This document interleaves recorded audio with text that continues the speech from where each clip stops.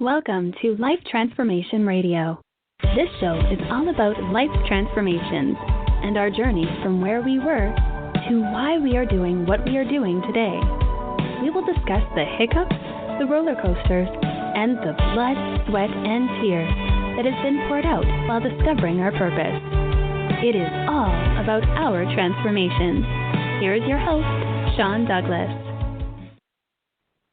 Good morning, good afternoon, and good evening. Welcome to another episode of Life Transformation Radio. I am your host, Master Resilience Implementer, TEDx speaker, business positioning strategist, and international best-selling author, Sean Douglas. This show is currently heard in over 79 countries. So whether it's your first time joining us or you've been listening to us for some time, I want to thank you to those who are listening from around the world. Life Transformation Radio is all about our transformation. Here, we tell the stories of why we're doing what we're doing. We highlight that transformational moment that changed our lives and how we use it to then transform others and elevate their lives as well. You can listen to us live right here on the Blog Talk Radio Network, Tuesday through Friday at 5:30 p.m. Eastern Time. You can join our Facebook group, Life Transformation Radio Community, and never miss an episode by subscribing wherever it is that you listen to podcasts. Life Transformation Radio can be heard on Apple Podcasts, Stitcher, Spreaker, Spotify, TuneIn, Player FM, Radio Public, Overcast, CastBox, Himalaya app, the Google Play Music app, Pandora, and on our YouTube channel, Life Transformation Radio. On the show, my guests are entrepreneurs, speakers, business owners, coaches, podcasters, authors, amazing human beings that are impacting the world around them. And my guest today has done exactly that. If you have any questions for any of the guests that I bring on the show during our live broadcast, call us up and be a part of the show at 657-383-1109. Again, the number is 657-383-1109. And with that, please help me welcome to the show my guest for today, Dr. Rhoberta Shaler. Welcome to Life Transformation Radio. Thank you, Sean. It's a pleasure to be with you. I am super excited to have you on the show. I could have swore that you were a guest a while ago, but we've had so many different conversations, in the past year or two that it definitely felt like you were on my show before. So I'm happy to have you. Well, it's something we certainly felt familiar, but it wasn't something that happened. So I'm glad we're doing it today. Yeah, I was reading in the bio about Hijackals, and I was like, I swear we've had a long talk about this, either at the event that we met at, New Media Summit, or on your show, or I mean, this is your thing. As soon as I heard Hijackal, I was like, yeah, that's her. Like, I had to go back into my archives and back into messages, and I was like, I know we've talked about this. So I'm really excited to bring this type of talk to the guests, because I don't think they've heard it put this way, the way that you say it. Well, I don't suppose they have either, unless they've heard me speak. But, the reason that I created the term Hijackal, Sean, is because I felt and saw too many people going to Google and speaking about what was happening in their relationship. And Google is an index. It's not a mental health professional. So Google would spit back diagnoses and labels. And that's really not particularly helpful to your relationship or your understanding of why you had a difficult or toxic parent or partner or ex or sibling. So I wanted a term that required no psychological labeling. So I trademarked the term hijackals. And what a hijackal is a person who hijacks a relationship for his or her own purposes and then relentlessly scavenges it for power, for status, and for control. Wow. And I'm sure that happens more often than we actually know about. Well, it does, because one of the things that hijackals do is they look so benign and charming in the beginning, and so you trust them. And Mm-hmm. if you continue the relationship, you will soon see demise taking place where you will begin to feel taken advantage of, not understood, purposefully mistaken. You'll have your words twisted. You will be told that everything is your fault. All kinds of things happen. Sometimes quickly in a relationship, sometimes they're released very slowly. And so if someone listening right now says, I think that might be me, or that sounds familiar. So these are the signs and symptoms of what they should be looking out for? Well, what you want to be looking out for is how another person makes you feel.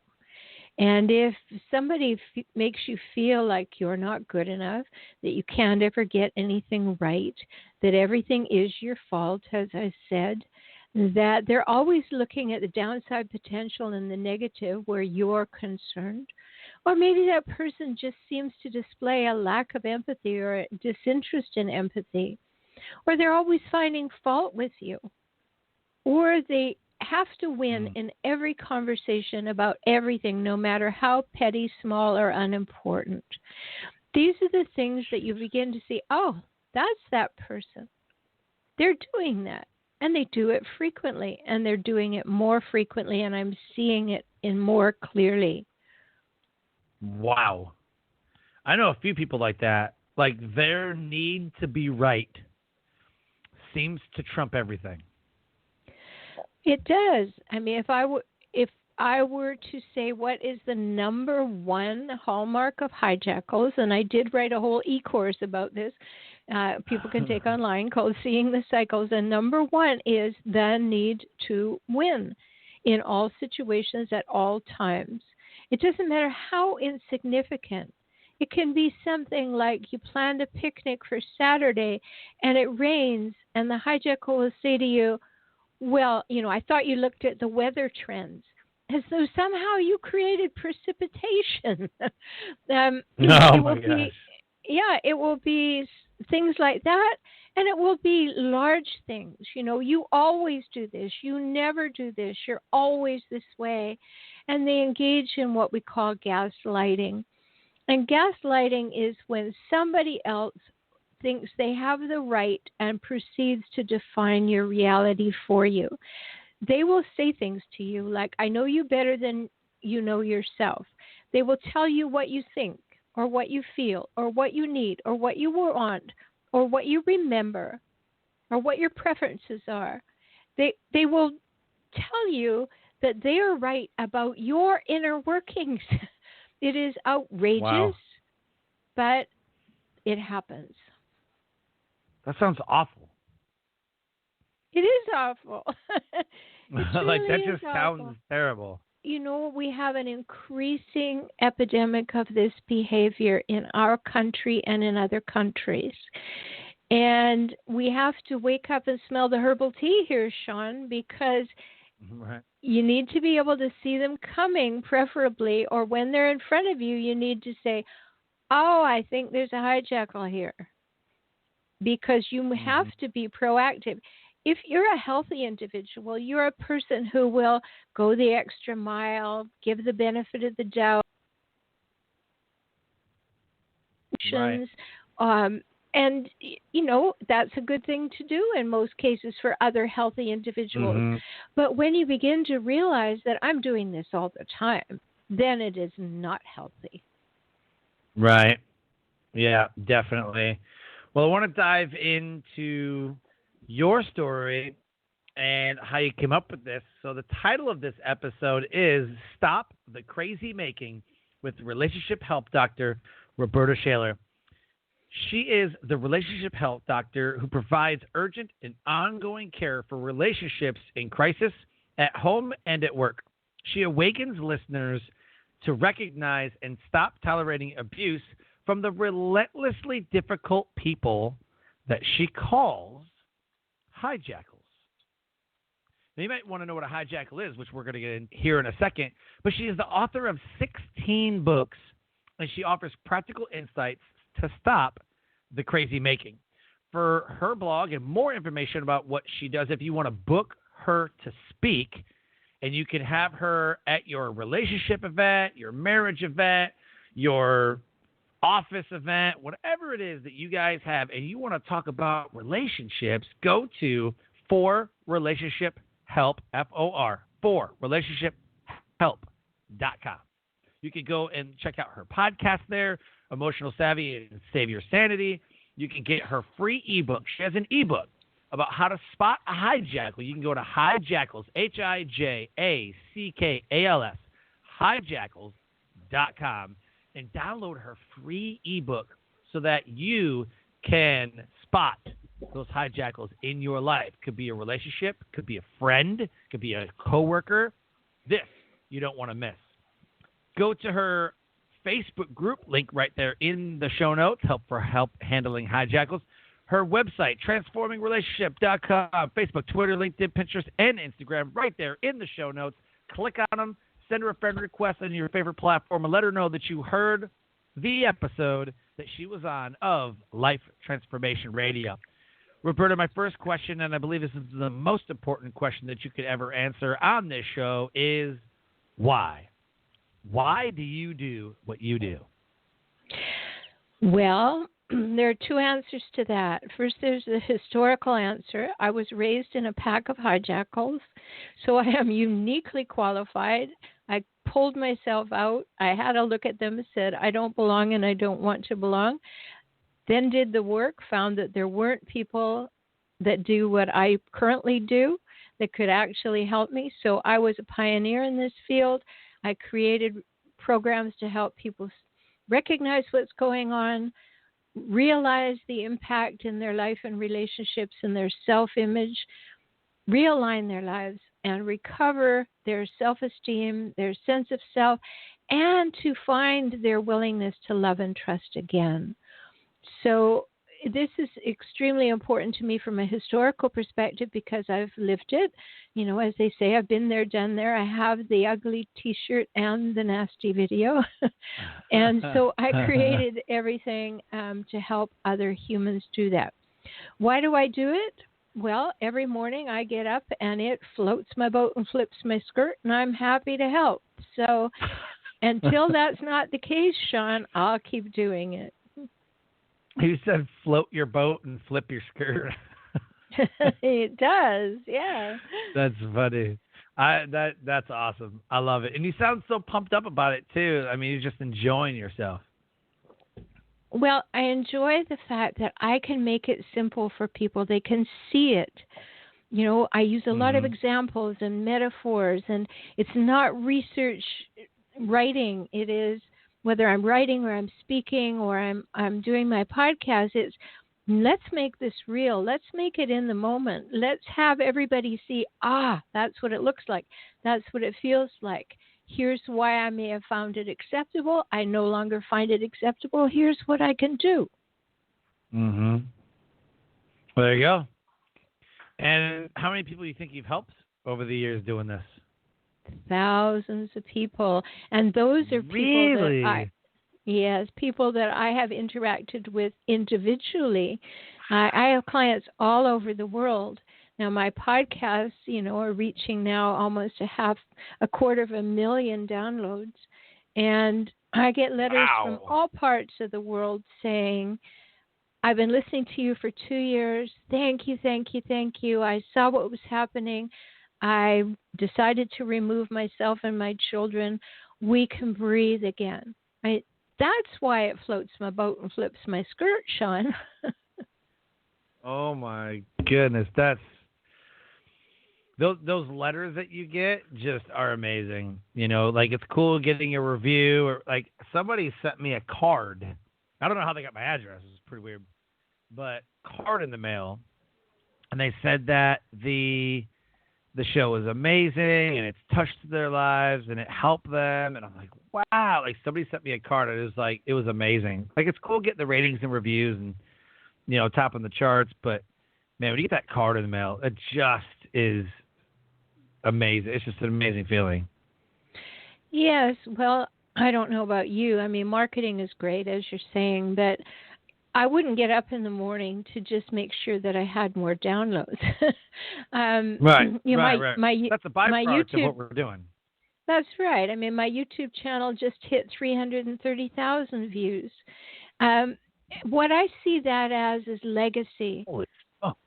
Like when somebody wakes up in the middle of the night or hasn't been able to go to sleep and they're biting their fingernails down to the quick and they get online and they find my podcast or my books or my writing and they feel, oh, I am not alone.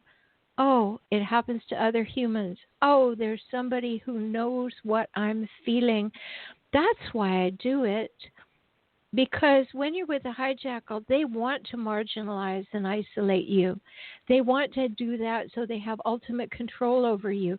So they can tell you who you are in that gaslighting way, but they can also say, you know, they become the person who defines you, and that's where their ultimate power is. So when somebody goes online and finds my blog or YouTube channel or my podcast, and they hear other people are experiencing this, that person is having the same experience. I have a membership site, too, where people can get completely off social media. It's on my website, and I bought special software, so it's just there so they can have a totally safe place to talk and ask their questions. And there are 3 levels of membership, but they all start at $5 a month, so it's certainly not prohibitive, but to help people feel like somebody understands is important. That is the worst feeling in the world is feeling alone. You know, or misunderstood or not heard or any of that. I mean, it's just it's just terrible. Well, isolation of any form is totally damaging.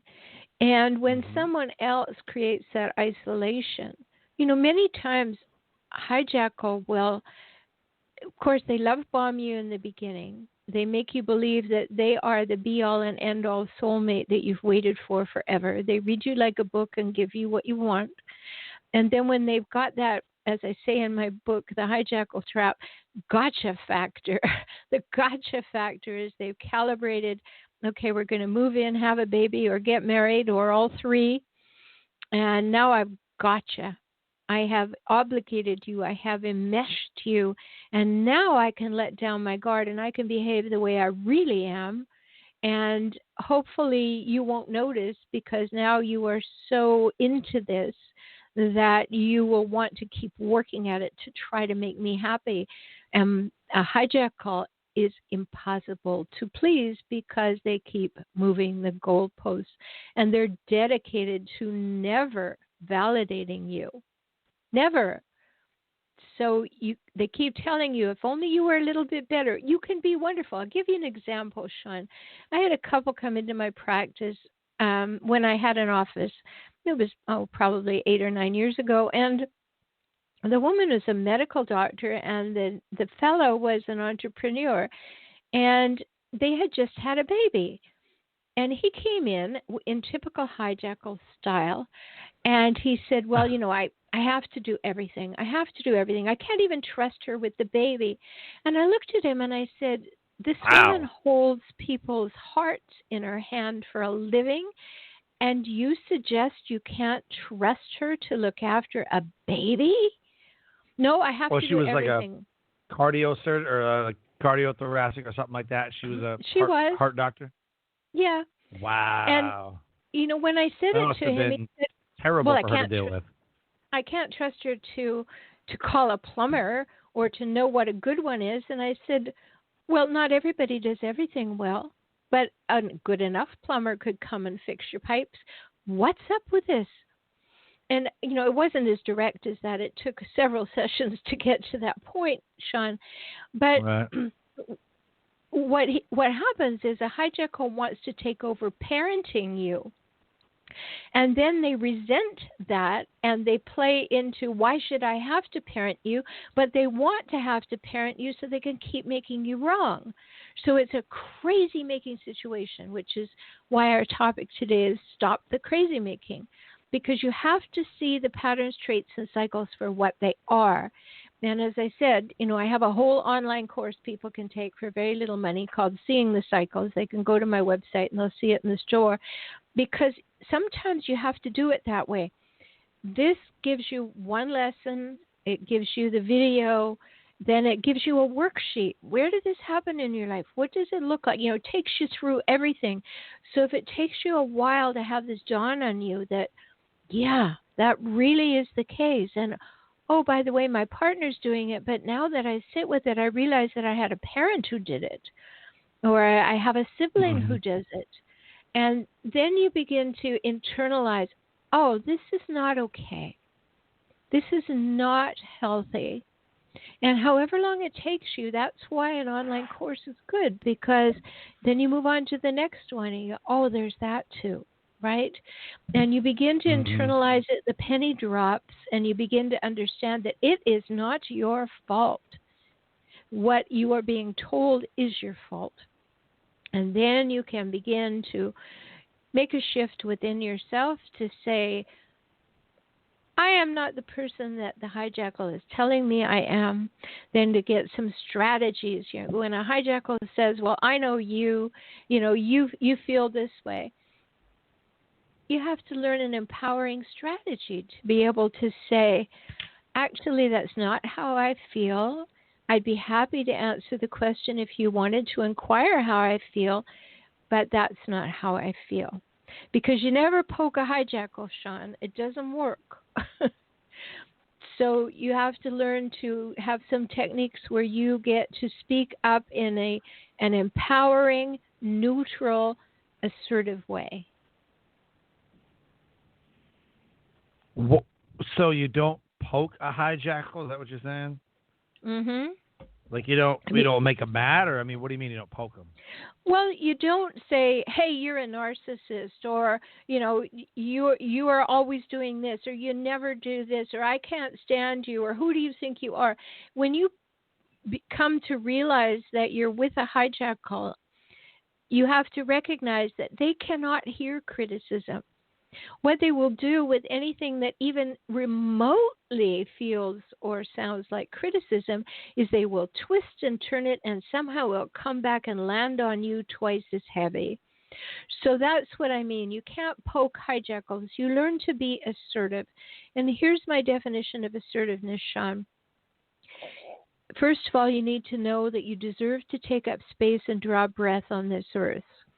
So coming from the place of knowing that you deserve to take up space and draw breath, then assertiveness is knowing that you have the right to say what you think, feel, need, and want at any time, as long as you do not mention another human by name or pronoun.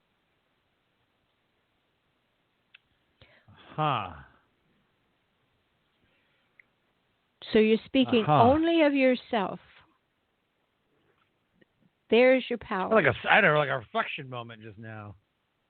Oh. Kind of got me worried. Why? I don't know. Because there's some tendencies there that I think that I might have. But I don't. Like, if I'm in a conversation with somebody and I know I'm right, I'll argue to the point where it's like, okay, they're just not going to get it. I'm just going to give up. But I know I'm right. And I let them know that. I'm like, you can think whatever you want, and you can Google it if you have to. I'm not going to prove it to you. I'm freaking right. You're just hard-headed, And about to make it known. Like, I was, it could be, I don't know, anything. It could be the top speed of a car. It could be the player's jersey number. It could be whatever. And somebody goes, no, you're wrong. I'm like, what? Like, today's Wednesday. No, it's not. Friday. Dude, what are you talking about? Today's Wednesday. And I'll argue with that person. I'm like, you know what? Forget it. You're hard-headed. You know what the hell you're talking about. Like, whatever. I'm right. Like, in that sense. But I don't feel like I have a need to be right, even though I'm wrong. That doesn't make sense. But Well, good insight, Sean. Here's what I would say about that. You can be right about something factual because it's very simple to find out right from wrong. But there are no right and wrongs in emotions. Right. And so that's where the gray area comes. Yeah. and I've learned that respect for the relationship. And I told my wife one time, I was like, your need to be right is farly outweighing my care for the relationship that I have, or not relationship, for the conversation that we're having right now. Like, you can be right, I don't care. You're right, fine, whatever. I'm done with this. Like, your need to be right is far outweighing whatever it is that we're talking about. Like my interest in this conversation moving forward. I don't even care anymore. Because it got to that point where it was like, well, that's the right way to do it. Well, I don't know if that's the right way to do it. I don't know. We were trying to do something. I don't remember even what we were trying to do. But I remember we got into like this heated, like, huh?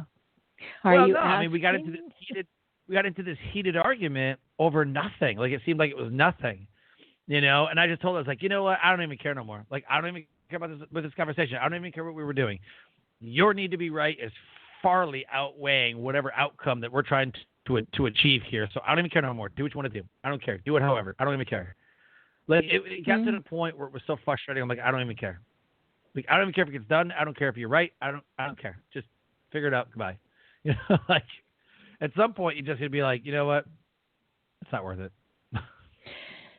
Well, an interesting thing that you might consider is speaking about yourself rather than her. Your need to be right. How imperious is that? Like, you're summing her up. You have a need to be right. And rather than saying, I think that there's probability that there's partial truth in everything.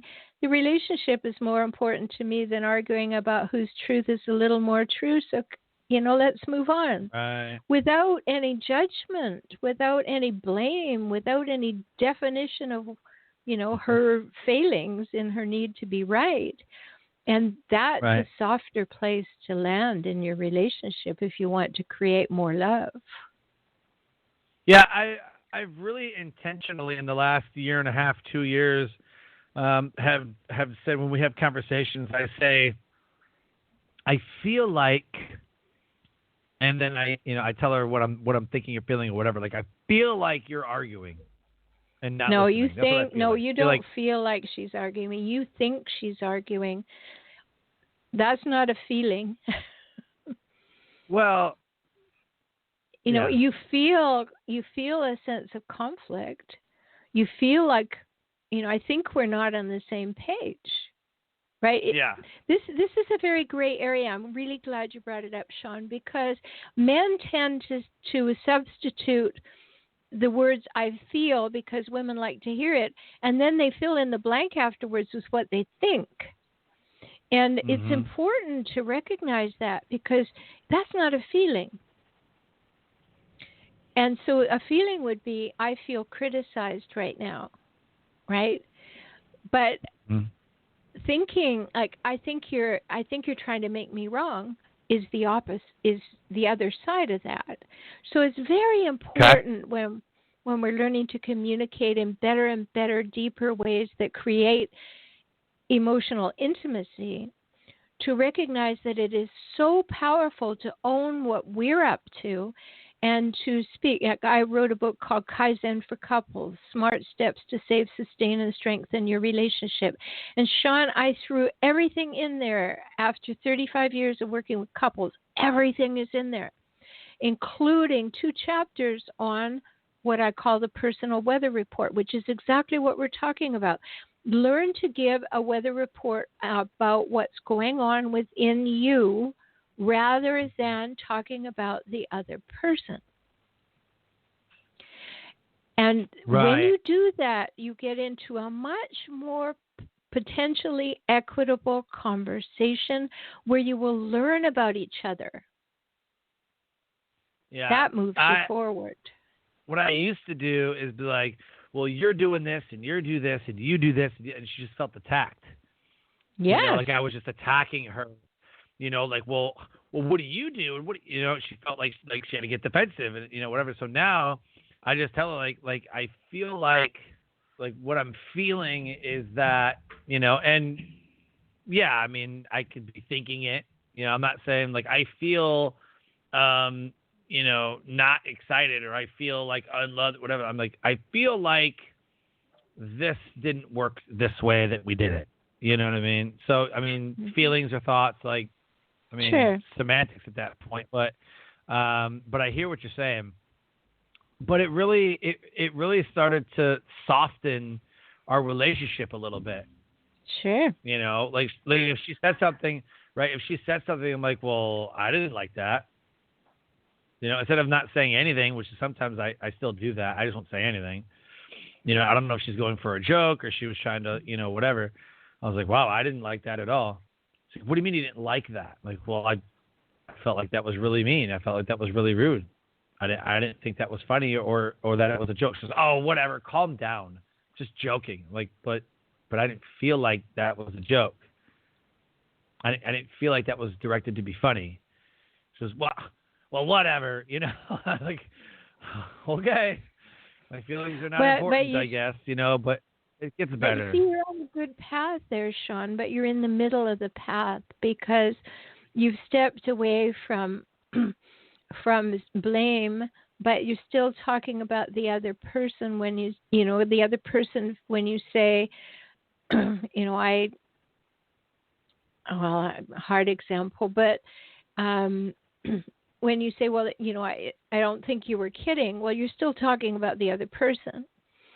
And it's a huge undertaking to start just talking about ourselves. It is so difficult for so many people to do that, to just be able to say, you know, I felt made fun of, or I felt unimportant, or I felt unheard, is such a more soft and vulnerable place that you will arrive at on the path that you are now going. Like you said, it feels softer, but it can get softer still. And when it gets softer still, it gets safer. And that's what we need. We want to feel safe in our primary relationship, because if we don't feel safe, we don't develop emotional intimacy, and therefore we don't develop the kind of full-blown, this is my person feelings that we need to have, because we must feel safe. So our partner's not going to criticize us. They're not going to blame us. They're not going to manipulate us. All of those things we have to feel safe that are the truth. And that if I feel that way, I can speak up. And using my technique, he would say, yeah, I feel blamed right now. Is that the intention? Where I just say, this is how it landed with me, not you did this, or what are you up to, but it landed with me this way. Am I right? And that was the intention. And you soften things off there, Sean. So you're on a good path, and you can make it even softer and more acceptable with greater learning, and then you will build trust. Got it. Very okay. Well taken. Well taken. Well, but you know, you come moment... from a culture, Sean, of orders. Yeah. Orders, respond, you know, and that shapes you. That shapes you. And I know that because I live in San Diego and there are military families all around. Many times I've had them when I had an office. I don't anymore because I see clients all over the world through video. But they would come in and the thing would be, you got to leave it at the base. You can't come home and do the orders thing, you know? Yeah. That doesn't work. So you have to be able to have versatility in the way that you manage the relationships. Yeah, I dealt with that a lot too because I was a drill instructor at one point. Ooh, so I was yelling at everybody all day and yelling and screaming, and then I come home and the house is a mess. We got babies and toys everywhere, and dishes aren't done. I'm like, why is it like this? And she's like, this is not basic training. You will leave and come back and try this again. Like good for her. So good she was not having none of that. She was having none of that. So she didn't look at you and say, drop and give me 100 and then talk to me afterwards. Right. So we did 2 marriage series. One's called His Needs, Her Needs, which was very amazing. And the other one was called Crazy Cycle. And the crazy Oh. cycle talks about how I need to feel validated and I need to feel respected. And when I don't love her how she needs to feel loved. And because she doesn't feel loved the way that she wants to feel loved, and I'm not loving her the way that I'm supposed to, she therefore doesn't respect me. And because she doesn't respect me the way that I want to be respected, I'm not loving her the way that she needs to be loved. And because she's not being loved the way that she needs to be loved, she can't respect me the way that I need to respect her. And I could say it over and over and over again because that's the crazy cycle. Mhm. That's exactly so that's right. what was That's happening in what our goes relationship. sideways. Mhm. Yeah, that's exactly what was happening. And we went through this, and we both looked at each other. It was like, holy crap. That's like literally our relationship. Right. Right? So one of us has to give. And so the whole thing was like marriage isn't 50-50. Marriage is 100%. You can't go halfway. From both you gotta go 100%. people. Mhm. Yeah. Yes, So absolutely. we did that, and that really helped, all of that. And then his needs, her needs is like, how does she want to be loved? Kind of like the 5 love languages, but it's like way deeper. How does she need to be loved? How does she need to be talked to? What is her needs? And then it got into what's man needs. And the first thing we talked about was like, of course, man has a sexual need. And of course, we'll talk about this, but, there's an emotional need to it. And there's this. And then, because sometimes we start to love somebody the way that we want to be loved, but that's not correct. We have to love them how they want to be loved instead of loving somebody the way that we want to be loved. So I'm not going to show my wife the type of love that I want to get in return. I just need to love her the way that she wants to be loved. And then in turn, she's going to love me the way that I want to be loved. Now, that in a perfect world sounds great, but it doesn't always work when you get really mad at each other over ridiculousness or parenting with, you have a 2-year-old at the house. Right. Here's what I would respond to. And those things are good, and I definitely agree. But the thing is that we've got 3 entities in a relationship, in my opinion. We've got a me and a me and a we. And what's important to learn is whose needs need to be met at the time. Is it one partner, the other partner, or the relationship? And sometimes the relationship has to come on top, and neither partner is getting everything that they want, but they put themselves in the place of saying, no, but the relationship will thrive if I do this, and I want the relationship to thrive. And then sometimes, of course, one partner or the other has a greater need. I've many times said to people when I've been working in a couples situation, come home at the end of the day, sit down and have a few minutes together to reconnect, and then say, how was your day on a scale of 1 to 10? How did you feel about your day? How did you feel about you in your day? What is it on a scale of 1 to 10? And hopefully everybody is very genuine and honest in the process, and the person who has the highest score gets to speak first because they have the most urgent need. And there are things that then I can help my partner with, because we want to have that give and take and that leaning into one another and that listening. Because we're adults, we can delay our gratification to lean in and listen to our partner. And when we model that, our children see that. And when our children see that, then they understand that they're safe in the relationship. And this is a cascading phenomenon that we have to be really aware of. Children often fail to do what we tell them, but they seldom fail to do what we do. And in the early stages of brain development, up to the age of 6 or so, they're taking everything in an emotional way, and for 2 years they're observing everything without the language to name it. And those are critical years.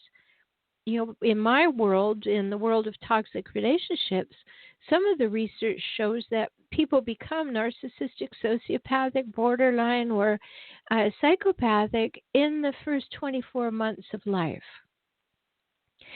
So very, very important to know what kind of environment. I've had people say to me, well, my child is a baby. They don't know what's going on. Oh, yes, they're taking it in on their level, their way, and they're giving it meaning, not in words, but in meaning about how they fit into the world, whether or not they're safe, right from before they're even born. And it's very important for us to realize everything that we say in our partnership with our significant other is having an effect on the children observing us. Wow. I did not know that. So, wow, what a great way to end the show. We got to wrap up. Let's do this. We've got about 2 minutes left. Let's do this. What is a great takeaway? What is the one takeaway that you want the audience to know and understand about this episode? Well, I want to leave them with my formula, ABB, because I think it's the most important thing. And that stands for always believe behavior. No matter what another person says to you, if their behavior does not line up with it, believe the behavior, because my opinion is that a person's behavior is their true belief. They can say anything, but if it doesn't show up in their behavior, believe behavior. Wow. That's a great way to end the show. Thank you so much for coming on the show. I learned a lot. I got a lot to think about. Started having like a internalization, oh crap moment. so it's very intuitive, very, very thought-provoking. So thank you so much for coming on the show. You're so welcome. Thanks for inviting me. So Life Transformation Radio listeners, an amazing guest impacting the world around her. If you think that you are a hijackal or you are with somebody who's a hijackal, get with Dr. Rhoberta Shaler. She is absolutely incredible. She will take care of you. No ifs, ands, or buts. She is the best at what she does. And so I want you to go to transformingrelationship.com for relationship help.com, and it's all right there in the show notes. Connect with her, subscribe to her podcast, Emotional Savvy, and Save Your Sanity. Subscribe to her podcast. Subscribe to Life Transformation Radio, wherever it is that you listen to podcasts. And with that, I close the show by saying live your brand. Find opportunities every day to live out the core values that you hold deep in your heart. And I call this living your brand. So until next episode, live a great life.